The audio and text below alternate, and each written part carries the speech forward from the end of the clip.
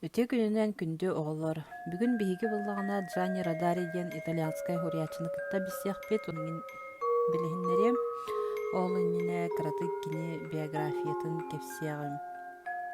Джанни Родари Италия төрөбүт кракы Амини ден коракка төрөпүттөрө булочниктар эбит.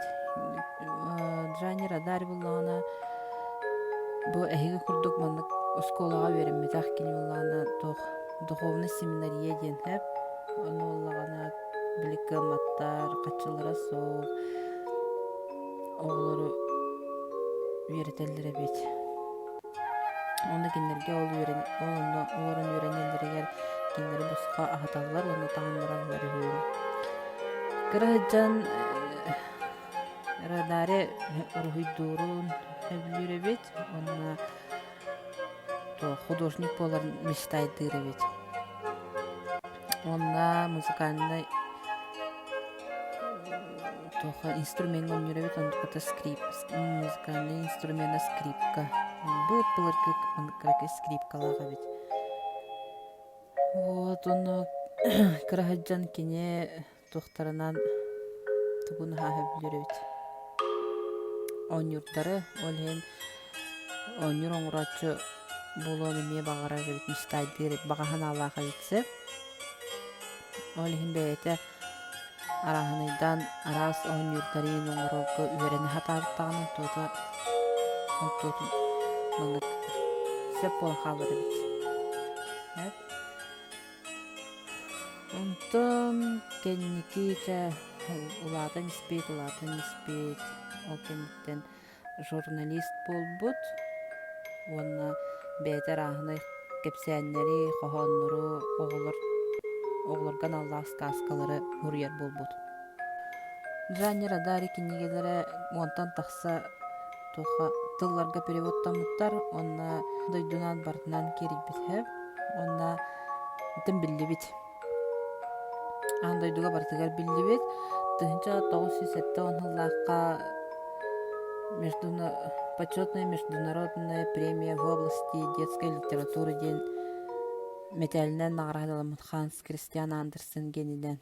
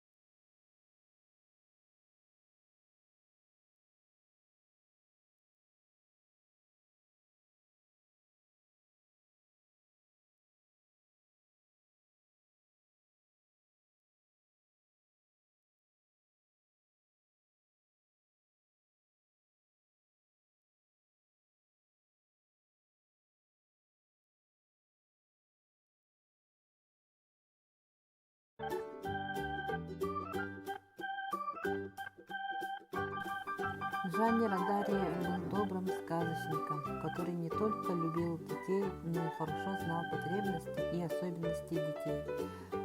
В его произведениях присутствуют яркие образы, простые сюжеты, юмор. Джанни Родари всегда мечтал, чтобы все дети на планете были сыты, одеты, счастливы. Поэтому его произведение пользуется особой любовью.